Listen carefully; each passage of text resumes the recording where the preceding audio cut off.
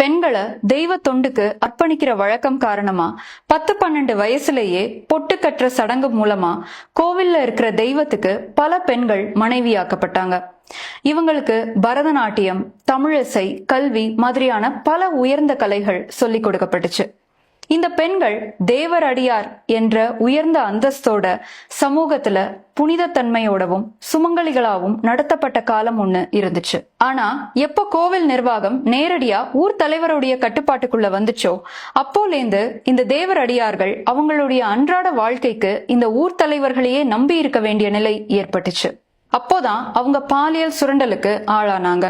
அவங்களுக்கு பரதம், தமிழிசைன்னு எவ்வளவோ உயர்ந்த கலைகள் தெரிஞ்சிருந்தப்பையும் கூட ஆண் மைய சமூகம் அவங்கள கலைஞர்களா பார்க்காததால தேவர் அடியார்கள் தேவதாசி என்ற கீழான நிலைக்கு தள்ளப்பட்டாங்க. பெண்களை பாலியல் அடிமைகளா மாத்திர இந்த தேவதாசி முறையை எதிர்த்து அப்போதைய பிரிட்டிஷ் இந்தியால மெட்ராஸ் பிரசிடென்சியுடைய முதல் பெண் டாக்டரும் இந்தியாவுடைய முதல் பெண் சட்டமன்ற உறுப்பினருமான டாக்டர் முத்துலட்சுமி ரெட்டி மிகப்பெரிய போராட்டம் நடத்தினாங்க.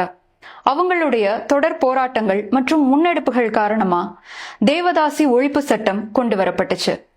ஆனா இப்பயும் இந்தியால சில ஜாதிகளை சேர்ந்த பெண்கள் தேவதாசிகளா மாற்றப்பட்டுட்டு வராங்க அப்படின்றதுதான் இங்க இருக்கிற மிகப்பெரிய வேதனை.